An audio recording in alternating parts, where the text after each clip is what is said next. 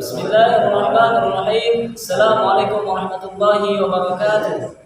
Alhamdulillahirabbil alamin wa bihi nasta'in ala umuri dunya waddin. Wassalatu wassalamu ala sayyidina Muhammadin wa ala alihi wa sahbihi ajma'in. Amma ba'du. Pertama-tama marilah kita panjatkan puji kita kehadirat Allah Subhanahu wa taala. Salawat dan salam marilah kita curahkan kepada baginda kita Nabi besar Muhammad sallallahu alaihi wasallam. Perkenalkan, nama saya Fikri Andi, jurusan Bahasa dan Sastra Arab semester 4. Saya kelas A. Yang terhormat kepada dosen pembimbing saya yaitu Kiai Haji Dr. Ang Saiful Billah MA. Semoga beliau diberikan kesehatan, panjang umur, keberkahan hidup dan ditambah-tambahkan kemuliaan ya Allah Subhanahu wa taala. Amin ya rabbal alamin. Bismillah, langsung saja di sini saya akan membahas tentang Asmaul Khamsah, yaitu dari kitab An-Nahwu At-Tatbiki yang dikarang oleh Khalid Abdul Aziz. Semoga kita mendapatkan keberkahan dari kitab ini dan semoga Khalid Abdul Aziz ini mendapatkan tempat yang diridhai oleh Allah Subhanahu wa taala. Ala hadiniya as-suratul Fatihah al-Fatihah. A'udzu billahi minasyaitonir rajim. Bismillahirrahmanirrahim. Alhamdulillahirabbil alamin arrahmanir rahim maliki yaumiddin. Iyyaka na'budu wa iyyaka nasta'in ihdinas siratal mustaqim siratal ladzina an'amta 'alaihim ghairil maghdubi 'alaihim waladdallin. Bismillah, kita lanjutkan pembahasan yaitu tentang isim Asmaul Khamsah. Isim Asmaul Khamsah, apa sih yang disebut dengan isim Asmaul Khamsah? Isim Asmaul Khamsah yaitu isim yang 5, yaitu mempunyai contoh yaitu 5. Kalau misalkan isim Asmaul Khamsah ini sangat berbeda dari isim-isim yang lainnya. Sebab kenapa? Kalau misalkan isim Asmaul Khamsah ini mempunyai 5 contoh. Yang pertama yaitu lapan abun, yang kedua afun, hamun, fun dan du. Abun bapak, afun saudara, hamun itu artinya ipar. Yang fu itu mulut, yang sedangkan yang terakhir yaitu du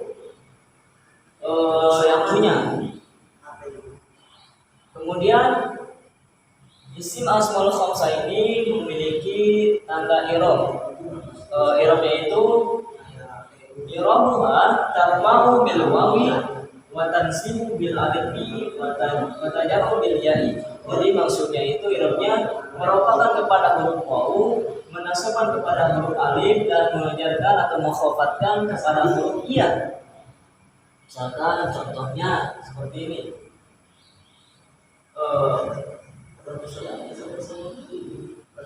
Abun, kalau misalkan tanda i'rabnya itu rafa, yaitu menjadi lapan abuka.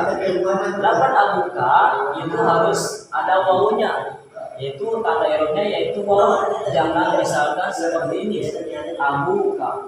Jadi tidak ada wawunya. Ini sangat besar sekali. Jadi kalau misalkan lapan abuka menjadi tanda i'rabnya itu seperti lapan abuka.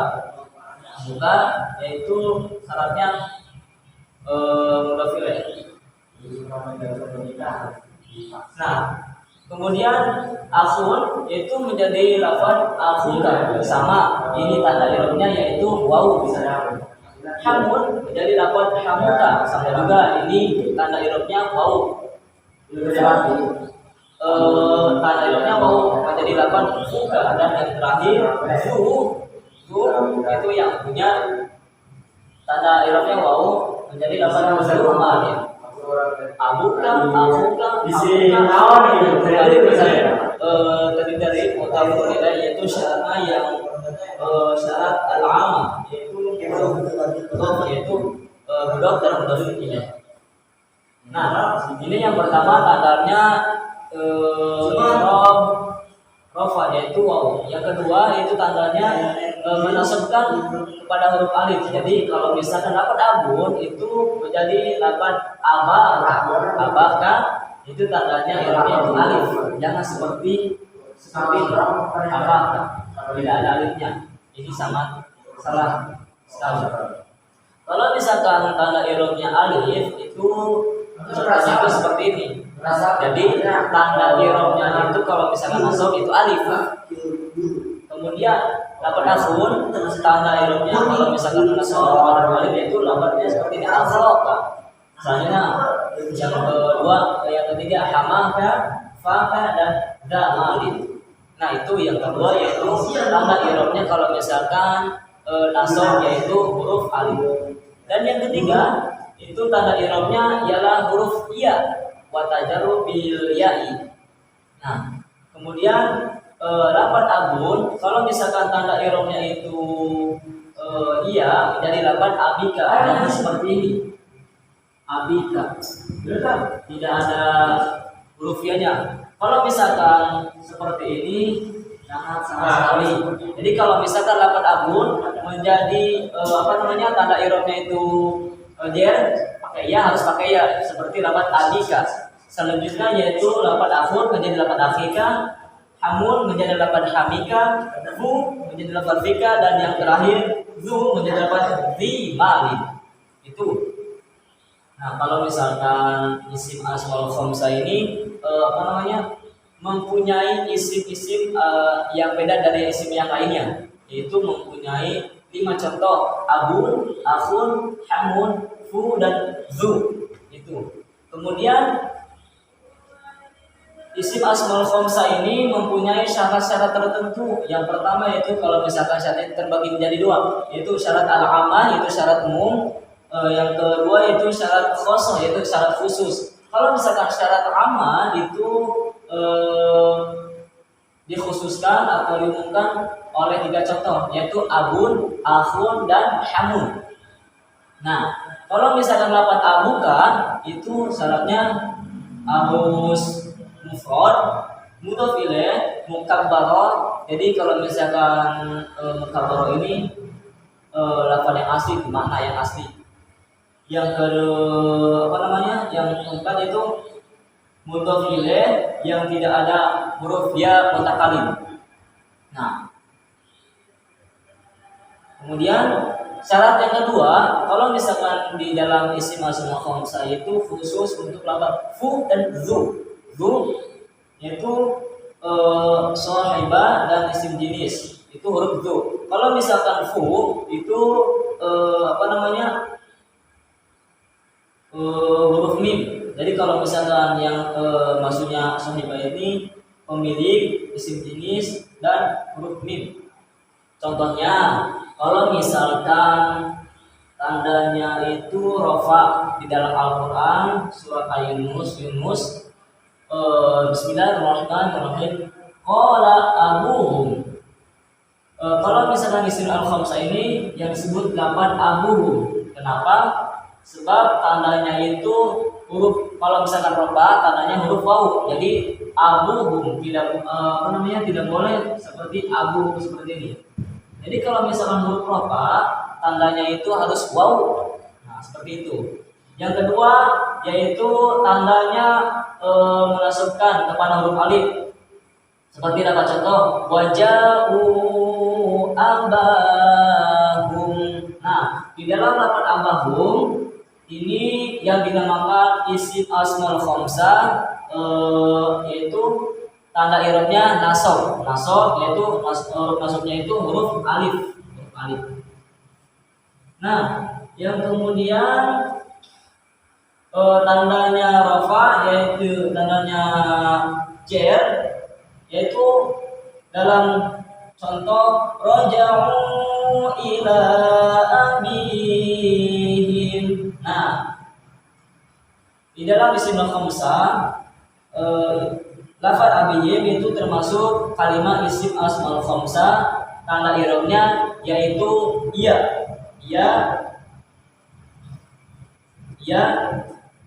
tanda i'rabnya itu huruf ya. Yang selanjutnya yaitu lafaz akhuka. lafaz afuka di dalam Al-Quran ini sangat banyak sekali contohnya. Misalkan contoh yang lain di dalam lafaz afuka, Bismillahirrahmanirrahim. Qala lahum akhuhum. Nah, di dalam lafaz akhuhum ini dinamakan isim asmaul khamsah yang tandanya itu rafa, tanda rafanya itu huruf waw, akhuhum. Nah, kalau misalkan